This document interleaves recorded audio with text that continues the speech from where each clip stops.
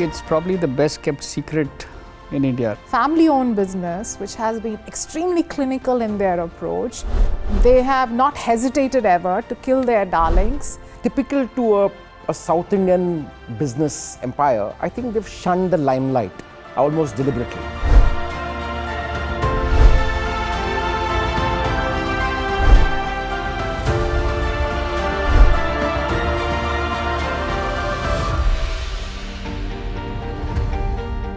Paris corner, as Chennai's would put it, goes back to 235 years. The group, the family bought the distillery business from Thomas Parry and William Dare. And till date, Paris corner retains the name Parry, and their official office headquarters is in the house called Dare House. And that's a memory for them to remind them of where they started from. I think typical to a South Indian business empire, I think they've shunned the limelight almost deliberately. Unlike business families across, which typically take the front seat and are kind of largely visible in the media glare, if one were to ask an average person on the street, Murugappa Group, name 3 or 4 of the family members, I think most people will struggle for answers. And I think that's kind of a reflection of, shall we say, in a sense, how a lot of South Indian businesses operate. If you go back, I go back to my childhood, BSA SLR cycle, Hercules cycle, the Parry's, the confectionaries and the candies, Nutrient chocolates, Parryware, the ceramic, which was then aspirational for the then Indians.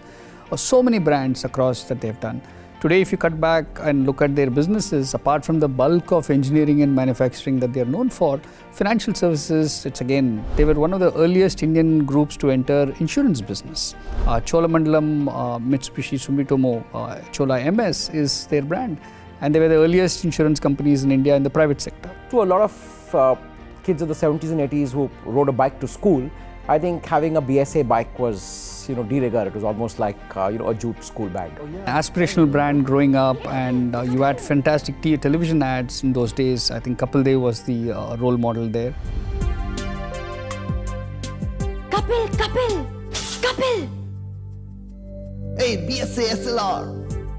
BSA SLR, always a champion. I think Coffee Bite was a big memory. I think Coffee Bite was just the right kind of, just the right flavor that probably those days when I was young we were seeking. So I think for me, Coffee Bite is a very important part of my connection with the Murugappa Group.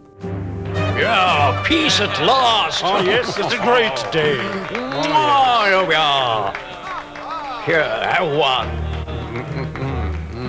Lovely, isn't it? Coffee? No, toffee. No, I insist it's coffee. No, it's toffee! Coffee! No, Toffee? it's toffee, I say toffee! Coffee! Toffee! Coffee! Toffee! Coffee! Toffee! Coffee! Toffee! Coffee! Sure! Parry's Coffee Bite. The argument continues. I think they truly define a diversified empire in a sense. Having play across various sectors, like you mentioned, bathroom fittings, cycles, engineering goods, sugar, confectionery. So I think they truly, in a sense, touch a vast swathe of businesses. Though I would say, if you look at 2 cornerstones, I think one part would be really about commodities, if you look at sugar, and the other would be more engineering products. The fact that these are the 2 kind of mainstays of the group. But I think truly embody and epitomize a vast range of products. And in that sense, I would say slightly atypical to any family-run business, because they've also, in a sense, look at it largely as business opportunity and investments. So I think that would differentiate them from a typical family-run conglomerate.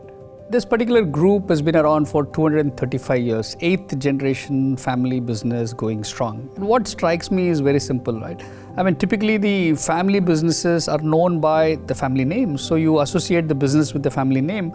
And here the family is known for the various businesses that they run in their own right, in their own brand names, and that's remarkable. They have developed distinct individual brands. And somewhere I feel that has given them the flexibility of making unemotional choices around the brands and the way they have gone about growing the business. The entire journey, probably if I go back 100 years, there was a definite movement. This family was predominantly known as financiers, financing trade between India and Burma. They were doing trading. It is predominant that they're kind of unemotional about the brands that they build, and they don't mind actually selling some of the brands at the right financial enterprise value that they get. Their biggest brand that they sold 20 years ago was very simple, their largest confectionery business that they sold to Lotte of South Korea. And I don't think any Indian business families would run or go out and exit a business that they've been known for the previous 30, 40 years. At some point or the other, every youth, child, adult have indulged themselves in Coffee Bite. But that is exactly the brand which was right at the top, which was sold off to Lotte. So which actually speaks volumes about how Murugappa family is oriented. I wouldn't think of any other business group that's as diversified. At one end you have consumer-facing brands, the BSA, the Hercules, Parry's confectionery. And at the other end you have products that are kind of totally invisible, engineering products, back-ended products. So they have a kind of wide width of play and almost operate like an investment arm. We've met before. Where? Remember? Murugappa. Parry's? Parry's part of Murugappa? Yes, Oh, I'm using that sugar only in this. Please try. Very nice, no? Bet we've met. Murugappa.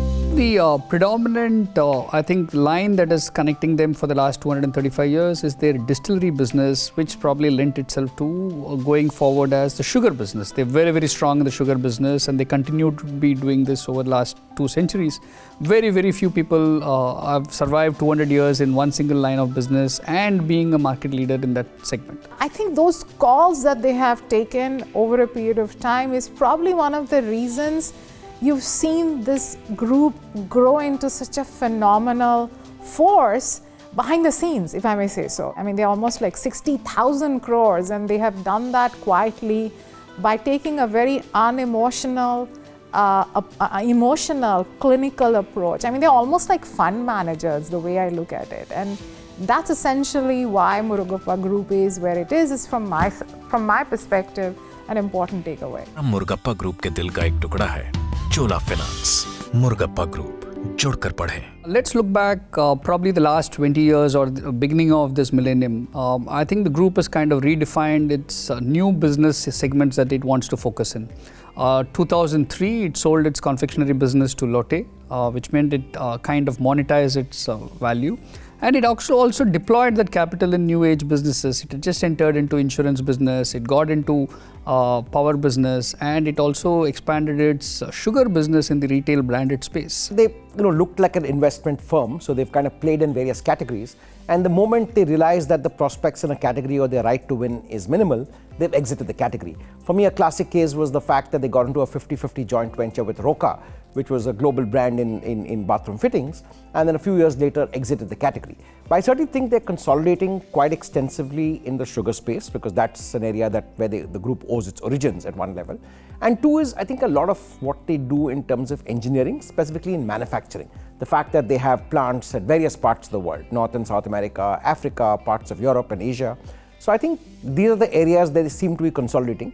But typically, as a group, they look at everything in terms of the returns, in terms of investments. So they don't really look at specific verticals to which to consolidate, more in terms of what do they give back to the shareholder. Almost every 2 years, there has been a corporate action of an M&A in the sugar space. They've either consolidated their subsidiaries, bought out their partners, or bought new companies and merged them into their entities, which means sugar again is a common thread, just like what we saw 235 years ago. Sugar seems to be defining this particular group's forward momentum. Murugappa group के दिल का एक टुकड़ा है EID Parry Sugar.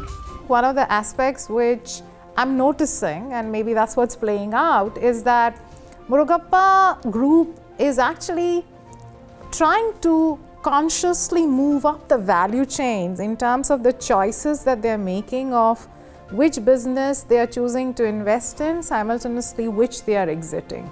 So clearly, the way I see the future, you will see if they're starting to invest more in higher yielding services businesses or businesses like semiconductor or far more impactful and advanced solutions into the picture, I wouldn't be surprised. I mean, semiconductor is a great bet because India has been a laggard in terms of made in India capabilities around semiconductors. India has to take on the likes of China and United States. It's clearly a must, and it's a well-timed entry from their perspective. So I wouldn't be surprised if you see more and more shifting up in terms of the value chain. I would say that semiconductors offers a great opportunity. India has kind of made its intent clear. I mean, globally we talk of a China plus one strategy and India's role. I think in that sense they've been quick off the block to, virtually, if I can tongue-in-cheek call it a Chennai plus one strategy. And also given their heritage in engineering, the fact that they've, built cycles for decades now, and the fact that they have a strong engineering streak, I think this makes for a great space for them. So at one level, an opportunistic move, but also capitalizing on India's focus on semiconductors and becoming a world manufacturing center, and the fact that they have manufacturing operations in multi-countries. They know a trick or two about how to get things done.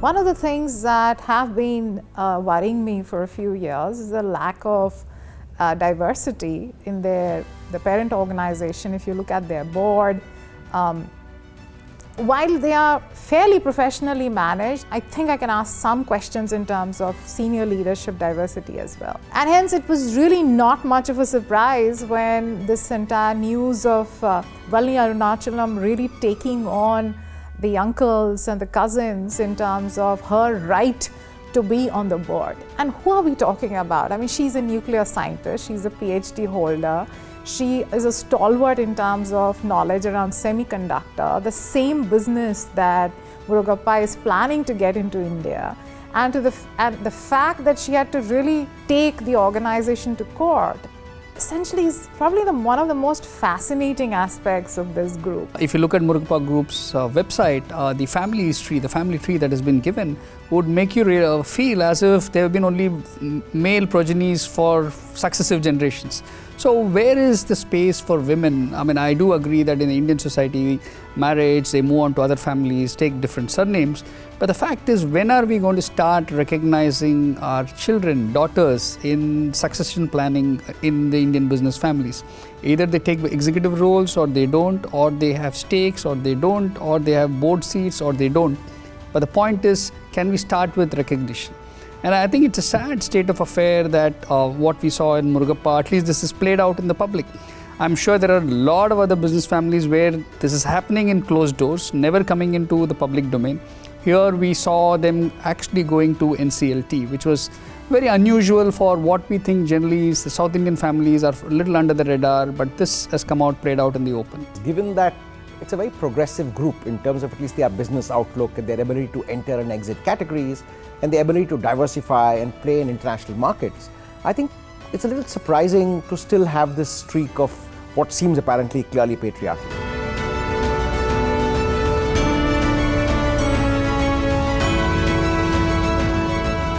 I hear that there has been some kind of an out-of-court settlement. One doesn't know what that settlement is, and I'll be curious to know.